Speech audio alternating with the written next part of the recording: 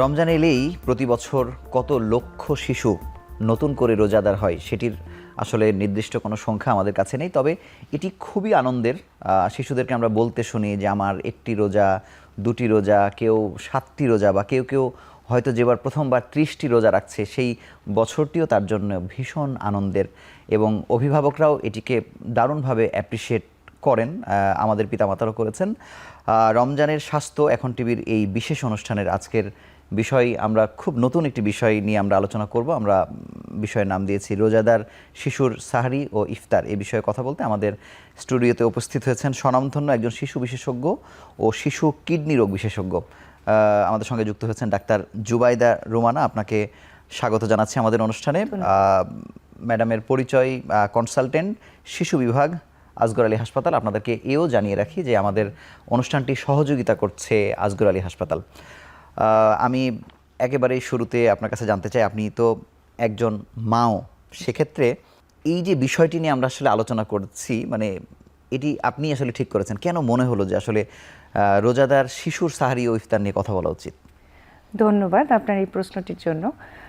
আমি একটু ভূমিকা নিচ্ছি যে আমাদের ধর্মে আছে, ইসলাম ধর্মে বলা আছে যে বাচ্চারা যখন সাবালক হবে অর্থাৎ পিউবার্টাল এজে এসে তাদের উপরে রোজা কিন্তু ফরজ। তো সাধারণত দেখা যায় ছেলে মেয়ে ভিত্তিতে এটা 12-13 বছরে তাদের রোজাগুলো করা ফরজ হয়ে পড়ে, কিন্তু হঠাৎ করেই কিন্তু বাচ্চারা 12-13তে এসে সবগুলো রোজা রাখতে পারে না। তো আমরা বাবা মারা যেটা ফ্যামিলিতে চেষ্টা করি বা অনেকেই করে এভাবেই, যে যখন আমার বাচ্চাটার বয়স 7-8 বছর হলো তখন থেকে আমরা তাদেরকে একটু একটু করে রোজা রাখার অভ্যাস করি। হয়তো দেখা যাবে সে সাহারি করলো কিন্তু সকালে বা বিকালে যে দুপুরে যে সে পারছে না, তখন হয়তো সে রোজাটা ভেঙে ফেললো, কিন্তু এটাই কিন্তু তাকে পরবর্তী দিনে আবার সাহায্য করবে। এবং এভাবে করেই তারা দেখা যাবে একদিন পুরো রোজা রেখে ফেলেছে এবং তারপরে সেটা তাকে আরেকটা রোজা রাখতে আগ্রহী করবে। এভাবে করে করে আমরা 8-9 বছর থেকে বাচ্চাদেরকে রোজার প্র্যাকটিসটা করি। আর আমার আজকের যে টপিকসটা, যে এই যে বাচ্চারা, আমাদের ছোট ছোট বাচ্চারা রোজা রাখছে, তাদের পুষ্টির ব্যাপারটা আমরা বাবা মারা কীভাবে খেয়াল রাখবো। কারণ একটা চিন্তা তো সবসময় থাকে যে তারা ডিহাইড্রেটেড হয়ে গেল কিনা বা বেশি দুর্বল হয়ে পড়ছে কিনা। তো এই সাহারি এবং ইফতারে আমাদের বাবা মাদেরকে বুঝে নিতে হবে যে আমরা কোন খাবারগুলো দিলে আমার বাচ্চাটা সারাদিন ধরে এনার্জি পাবে এবং তাদের কোনো পানিশূন্যতা হবে না বা শরীরের কোনো ক্ষতি হবে না। তাই আমি আজকে এই টপিকসটা বেছে নিলাম। আপনাকে অসংখ্য ধন্যবাদ। কিন্তু আসলে কি হয়, বাবা মায়েরা আসলে টেনশন করে যে আমার ছেলে, এখানে দুরকম টেনশন। একটি হচ্ছে যে সে কি রোজা রাখতে পারবে কিনা, পারার আনন্দটা অনেক বেশি, কিন্তু তার পুষ্টির বিষয়টি আসলে হয়তো সেভাবে তিনি খেয়াল রাখেন না। মানে পুরো দিনের ভেতরে রোজা রাখতে পারা না পারার বিষয়টি মাথায় যত আসে, খাদ্য পুষ্টির বিষয়টি আসলে আসে না। এটি নিশ্চিত করার জন্য আসলে কোন দিকগুলো খেয়াল রাখা উচিত? এটা শুধু রোজার সময় না, সব সময় আমাদের যেটা মনে রাখতে হবে যে আমাদের খাবারগুলো হতে হবে একটা ব্যালেন্স ডায়েট, অর্থাৎ এতে যে পরিমাণ কার্বোহাইড্রেট থাকবে তার ঠিক অর্ধেক পরিমাণ প্রোটিন, তার সাথে মিনারেলস, ভিটামিনস এবং হচ্ছে পানীয়। তো আমরা কিন্তু প্রতিদিন আমাদের খাবারগুলোকে, যখন বাচ্চা বুকের দুধ শেষ করে নতুন খাবার শুরু করে 6 মাস থেকে, তখন থেকেই বাবা মাদেরকে এই ব্যাপারটাই বোঝানোর চেষ্টা করি যে আপনার খাবারটা হবে একটা ব্যালেন্সড ফুড, যাতে প্রত্যেকটি খাদ্য উপাদান থাকবে। তো রোজার সময়ও সেম, যখন সে সাহারি করবে বা ইফতার করবে, মাথায় থাকতে হবে যে আমার প্রতিটা খাদ্য উপাদান আমার খাবারে থাকছে কিনা। যেমন সেখানে ধরেন আমি যদি ইফতার থেকে শুরু করি, আমরা ইফতার শুরু করি আমাদের মহানবী সাল্লাল্লাহু আলাইহি ওয়াসাল্লামও করতেন যে পানি এবং খেজুর দিয়ে। খেজুর কিন্তু খুব উপকারী একটা খাদ্য উপাদান এবং এটা যথেষ্ট নিউট্রিশন দেয়, খুব তাড়াতাড়ি আমাদের রক্তে গ্লুকোজের মাত্রাটাকে বাড়ায়। তো এটা দিয়ে আমরা বাচ্চাদেরকে প্রথমে অভ্যাস করব। তারপরে যে আমরা ফুডগুলো বেছে নেব এগুলো হবে ব্যালেন্স, যেমন খিচুড়ি হতে পারে বা ফ্রাইড রাইসটা কিন্তু বাচ্চারা খুব পছন্দ করে খায় এবং এটা একটা ব্যালেন্স ফুড। তারপরে কিছু ফল দিয়ে যদি আমরা সালাদ বা ফ্রুট জুসগুলো করে দিই, তার সাথে মিল্ক সহ মিল্ক শেক করে দিই, তাহলে তারা সারাদিন রোজা রাখার পরে এই উপাদানগুলো থেকে পুষ্টিটাও পাচ্ছে, তার নিউট্রিশনটা মেনটেন হচ্ছে এবং সে যথেষ্ট শক্তিও পাচ্ছে সারাদিন চলার জন্য। আবার সাহারিতেও আমরা এই ধরনের আইটেমগুলোকেই একটু বুদ্ধি করে মা যদি ওভাবেই বানিয়ে দেয়, যে ভাত খেলো, ভাতের সাথে হয়তো তার একটু কোরমা জাতীয় মাংস পছন্দ বা বেশি ঝালটা খাবে না, তো আমরা ভাত বা একটু হালকা করে যদি আমরা ধরেন ভেজিটেবল অয়েল দিয়ে যদি আমরা পোলাও করে দিই, সেটাও সে খেতে পারে। আপনাকে অসংখ্য ধন্যবাদ। আমরা ছোট্ট একটি বিরতি নিয়ে আবার আলোচনায় ফিরছি। জি।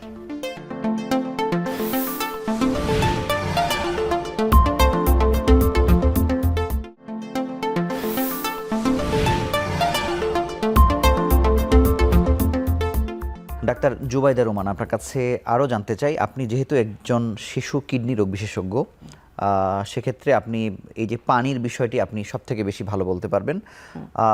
বড়রাও আসলে খুব বেশি টেন্স থাকে, যে আপনি দেখবেন যে সাহারির সময় আমরা প্রচুর পানি খাওয়ার একটি আসলে অভ্যাস, যে সারাদিন এই পানিকে বয়ে নিয়ে যেতে হবে, ব্যাপারটি আসলে এরকম। শিশুদের ক্ষেত্রে পানির পরিমাণ কেমন হবে, বা এটি শীতকাল হলেও কি আসলে পানি কম খেতে হবে, মানে ব্যালেন্সটা কেমন? তো আমাদের যে বাচ্চাগুলো অ্যাকচুয়ালি রোজা রাখে 8-9 বছর থেকে, তাদের ওয়েট দেখা যায় 30 কেজি থেকে এর উপরে থাকে। তো এই বাবুদের ক্ষেত্রে যেটা হয় যে আমরা বড়দের মতোই 6 থেকে 8 গ্লাস পানি প্রতিদিন 24 ঘন্টায় তাদের প্রয়োজন। এখন রোজার সময় কিন্তু যেটা আমরা করে ফেলি, আমরা সবাই ইভেন বড়রাও, যে ইফতারটা ভেঙেই একবারে 2-3 গ্লাস পানি খেয়ে ফেলি, এবং তারপরে দেখা যায় যে পেটটা একদম ভরে গেছে, মানে অস্বস্তি লাগছে, কোনো কিছুই অন্য খাবার খেতে পারছি না, বা খিদার জন্য হয়তো খেলাম, খাওয়ার পরে আর নড়াচড়া করতে পারি না। তো এই অভ্যাসটা আমাদেরকে ত্যাগ করতে হবে, এবং বাচ্চাদেরকেও বোঝাতে হবে। যেমন প্রথমেই আমরা পানি দিয়ে শুরু করলাম, 1 গ্লাস পানি খেলো, তার সাথে খেজুর খেলো, তারপর হয়তো কিছু হালকা নাস্তা করলো, করে তারা জুসটা খেতে পারে। তো জুসটাতেও 1 গ্লাস কিন্তু হয়ে যাচ্ছে। তারপরে যা খেলো, এরপরে তো আমরা একটা 2 ঘন্টার গ্যাপ নিয়ে আবার রাতের খাবার, তাহলে আমরা ওই সময় আবার 1 থেকে 2 গ্লাস পানি দিতে পারি বাচ্চাকে, তাহলে 2-2 4 গ্লাস কিন্তু হয়ে গেল। আর সাহারির সময় ঘুম থেকে উঠেই আমি যেটা পার্সোনালি আমি প্র্যাকটিস করি, আমার বাচ্চাদেরকেও বলি যে তোমরা উঠেই দাঁতটা ব্রাশ করে 1 গ্লাস পানি খেয়ে নাও, তারপরে সাহারি করো। সাহারি করার পরে তুমি 1 থেকে 1.5 গ্লাস পানি খেয়ে, দ্যাটস এনাফ। অনেক শিশুই তো আসলে আছে যারা নানা ধরনের রোগে আক্রান্ত হয়, তাদের হয়তো কিডনি রোগ আছে, বা অনেকে ডায়াবেটিকও আসলে আছে, বা হচ্ছে হার্টের কোনো সমস্যা আছে, তাদের ক্ষেত্রে আপনার রোজা রাখা না রাখার বিষয়ে পরামর্শ কি? এখন অসুস্থ অবস্থায় কিন্তু রোজা রাখার কথা কোথাওই বলে না, মানে ইভেন বড়দের ক্ষেত্রেও কিন্তু আমাদের ধর্মে আছে যে এমন অসুস্থতা যদি হয় যেটা তার রোজা রাখার কারণে তার ওষুধে বা শারীরিক পরিস্থিতিতে পুরো উলটপালট যদি হয়ে যায়, তাহলে রোজা তার জন্য কিন্তু মাফ করা হয়েছে। এখন বাচ্চাদের তো কিছু কিছু রোগী আমরা আছেই আমাদের মাঝে, দুঃখজনক হলেও, যে তারা ক্রনিক ডিজিজগুলোতে ভুগছে, ডায়াবেটিস, কিডনি ফেইলিওর। তো তাদের ক্ষেত্রে আসলে এই নিয়মগুলো আল্লাহ তাআলা মাফ করে দিয়েছেন। আর হঠাৎ করে ধরেন রোজার মাসে বাচ্চা অসুস্থ হলো, তখন তো অবশ্যই সেটারও মাফ পাবে, সেই সময় সে রোজা রাখবে না। সুস্থ বাচ্চার জন্য কিন্তু আসলে আমাদের এখানে আলোচনার বিষয় আমার যেটি মনে হয় যে যেই এজ থেকে আসলে তাদের রোজা রাখা ফরজ, সেটি নিয়ে আসলে আমরা কথা বলছি না, আমরা বলছি আসলে অভ্যাস, মানে অভ্যাসের জায়গা থেকে। তো এই সময় কি আপনি মনে করেন যে যারাই রোজা রাখছে এদের শারীরিক কোনো প্রভাব আসলে পড়ছে, যেহেতু ফরজ না কিন্তু অভ্যাসের কারণে করাচ্ছে অভিভাবকরা, বা তারা স্বপ্রণোদিত হয়ে করছে, এটি শারীরিক কোনো এফেক্ট, কোনো ব্যাড এফেক্ট আছে কিনা? এটা তো আমরা বুঝতেই পারবো, আমরা বাবা মারা যারা সাথে থাকছি তারা বাচ্চা দুর্বল হচ্ছে কিনা, বা অনেক সময় দেখা যায় যে বাচ্চারা তো খেলাধুলা করে, মানে সারাদিনই দৌড়োদৌড়ির মধ্যে থাকে, আমরা হয়তো বলতে পারি যে না, এ সময় তুমি এত দৌড়োদৌড়ি করো না, বসে খেলো, বা যেগুলো আমাদের ইনডোর গেমসগুলো সেগুলো করতে পারে। আর যদি দেখা যায় যে আমার বাচ্চাটা পারছে না, 4টা বেজে গেছে, সে আর পারছে না, অনেক ক্ষুধার্ত, বা তাকে দেখে বোঝা যাচ্ছে সে উইক হয়ে গেছে, তখন আমরা তাকে ইনসিস্ট করব না, ওভাবে বলবো যে তুমি দেখো আর 1 ঘন্টা আছে, বা তুমি একটু ঘুমিয়ে নাও, ঘুম থেকে উঠে দেখবে যে মাগরিবের ওয়াক্ত হয়ে গেছে। তো এভাবে করে ওর মনেও সাহস আনতে হবে। বাট আমরা যদি বুঝতে পারি যে না, বাচ্চা দুর্বল হয়ে যাচ্ছে, যেহেতু এটা ফরজ না, তখন তো সে রোজা ভেঙে ফেলতেই পারে। বটে, কিন্তু একেবারেই বিশেষ করে কোন খাবারগুলো একেবারে এড়িয়ে যাওয়া উচিত তাদের সুস্থতার জন্য? হ্যাঁ, এটা খুব ইম্পর্টেন্ট একটা কোয়েশ্চেন, যেটা আমাদের বাঙালি ট্র্যাডিশনালে আছে, যে আমরা খুব ইফতারের সময় ভাজা পোড়াগুলো অনেক নেই, আর কাবাব টাবাব অনেক কিছু যেগুলো ওয়েল কুকড ফুড না, তো এই জিনিসগুলো একটু অ্যাভয়েড করাই ভালো। এবং বাচ্চাদের ক্ষেত্রে দেখা যায়, শুধু বাচ্চাদের না, খাওয়ার পরে দেখা যায় যে পেট অনেক ডিসকমফোর্ট হচ্ছে, আমরা পেট ব্যথা হয়, ঢেকুর উঠে, মানে খুব খারাপ লাগে, তো বাচ্চাদের ক্ষেত্রেও এগুলো হতে পারে। তো এই ধরনের খাবারগুলো না দেওয়াই ভালো।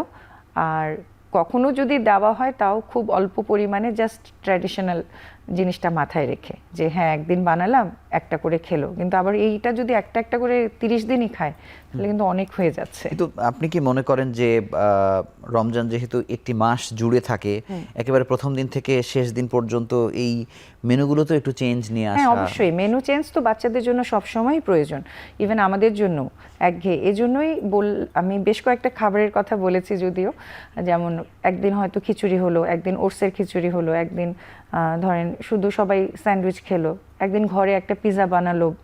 এভাবে করে আমরা ভেঙে ভেঙে করতে পারি, বা নর্মাল ভাতই খেলো।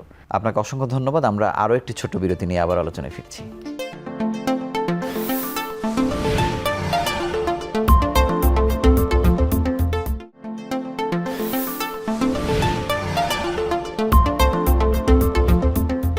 ডাক্তার জুবাইদা রোমানা, আপনার কাছে জানবো যে আমরা যেমন ঢাকা মেডিকেল কলেজ হাসপাতালে দেখি শুধু শিশুদেরই অন্তত 10টি বিভাগ হয়েছে, আমরা 10টি বা 12টি এমন হতে পারে। তার মানে শিশুকে, শুধুমাত্র শিশুদের রোগকে একটি বিভাগের সবাই মিলে একই ডিসিপ্লিন নিয়ে সবাই দেখছে, এই ধারণা থেকে অনেক বেশি পরিবর্তন হয়েছে।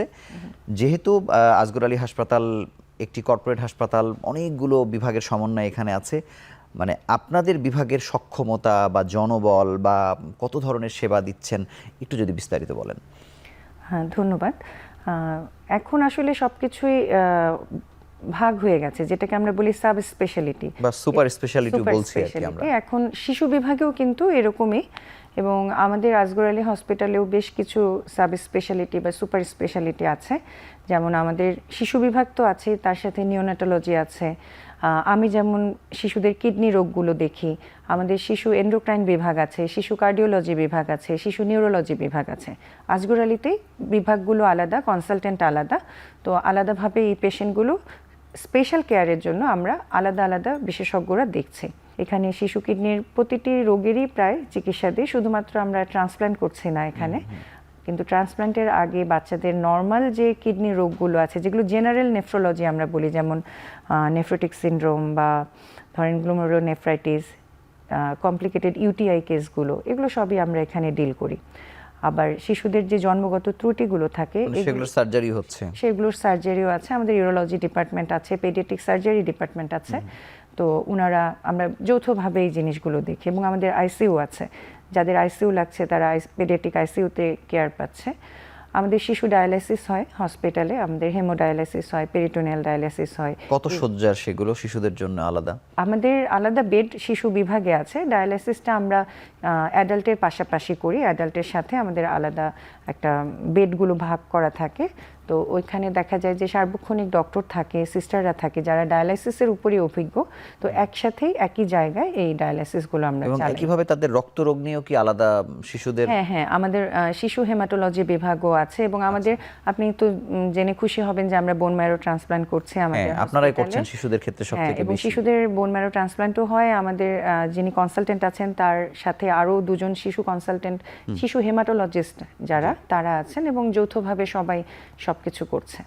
আচ্ছা, আমি একটি বিষয় জানতে চাই যে কর্পোরেট হাসপাতাল মানে একটা ভীতি আছে, একটা খরচের ভীতি, আপনি জানেন, এবং শিশুদের বাবা মারা আসলে খুব অ্যাফোর্ডেবল জায়গাতে সবাই আসলে থাকেন না আর কি।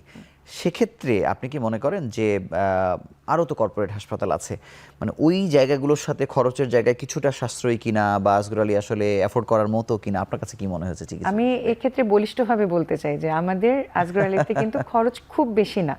হ্যাঁ, মানে যদিও মনে করা হয় বাইরে থেকে কর্পোরেট হসপিটাল মানে অনেক বেশি এক্সপেন্সিভ, বাট আমরা যখন কম্পেয়ার করি, আরও আমি নাম উল্লেখ করব না, অনেকের সাথে যখন আমরা কম্পেয়ার করি আমাদের কস্ট কিন্তু কম্পারেটিভলি অনেক কম আসে। আমি আপনার কাছে আসলে আরও জানতে চাই যে রোজা বা রোজার বাইরে কিডনি রোগ এড়াতে আমাদের শিশুদের জন্য আসলে একজন শিশু কিডনি রোগ বিশেষজ্ঞ হিসেবে আপনার পরামর্শ কী? শিশু কিডনি রোগ যেগুলো ধরেন অ্যাকিউট যে ইলনেসগুলো, তার মধ্যে প্রথমেই আসে যে প্রস্রাবে ইনফেকশন। তো প্রস্রাবে ইনফেকশন প্রিভেনশনের জন্য আমাদের পানি ঠিকমতো খেতে হবে, বাউল ক্লিয়ার করতে হবে, এবং হাইজিন মেনটেন করা। আর রোজার সময় যেটা কোন হয় সোর্স থেকে পানি খাচ্ছি সেটি সবথেকে হ্যাঁ সেটা, এবং অ্যাকচুয়ালি পার্সোনাল হাইজিন মেনটেন খুব বেশি ইম্পর্টেন্ট ছেলে মেয়ে উভয়ের ক্ষেত্রেই। এবং বাউল ক্লিয়ার মানে কনস্টিপেশনটা অ্যাভয়েড করতে হবে, তাহলে ইউরিনের ইনফেকশনের হার কিন্তু অনেক কমে যায়। আর যেগুলো একটু ক্রনিক ডিজিজ, যেমন যেগুলোর কোনো কারণ জানা যায় না এখনো, নেফ্রোটিক সিনড্রোম, গ্লোমেরুলোনেফ্রাইটিস, এগুলো তো আসলে প্রিভেনশনের তেমন কোনো কিছু নেই, কিন্তু ঠিকভাবে যদি আমরা চিকিৎসাটা চালিয়ে যাই তাহলে বাচ্চারা একদম স্বাভাবিকভাবেই বেড়ে ওঠে।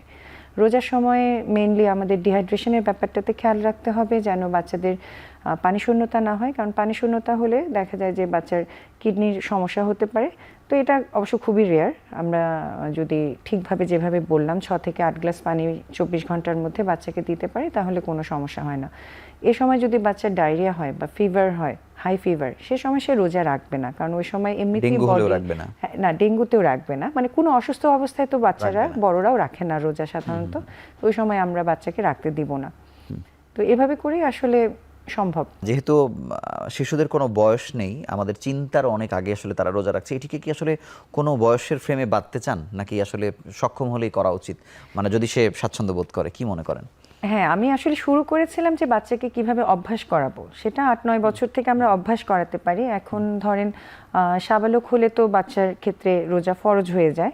তো আমার মনে হয় বাচ্চারা পারবে, আর আমরা যদি একটু তাদের সাহস দিই, সহায়তা করি, তাহলে ওরাও সাহস পাবে। আমি শুধু 30 সেকেন্ড আপনার কাছে জানতে চাই যে অনেক অভিভাবকরা মনে করে যে না, আমার শিশু পারবেই না, মানে এই যে তার মধ্যে এই ভীতিটা দেয়া, সেটিও আসলে পরবর্তীতে রোজা কন্টিনিউ করার ক্ষেত্রেও একটি প্রতিবন্ধকতা হয়ে যায় কিনা? না, এটা বাবা মাকে বুঝতে হবে, কারণ এটা তো অ্যাজ এ মুসলিম এটা আমাদের জন্য ফরজ, এবং আমরা সবাইকেই তো রোজা রাখা উচিত। এই ট্র্যাডিশনটা আমাদের গড়ে তুলতে হবে। আমরা চেষ্টা করব, বাকিটা তো আল্লাহ আমাদের সহায়তা করবেনই।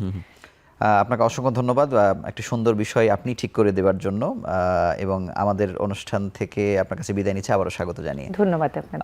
শিশুদের রোজার বিষয়টি শুনতে আবারও ভালো লাগছে। একেবারে ছোট্টবেলার কথা মনে পড়ে গেল যে ইফতার করার সময় ইফতার করার পরিবর্তে খাটে শুয়ে পড়েছি, ইফতার করার শক্তিটুকু আসলে ছিল না।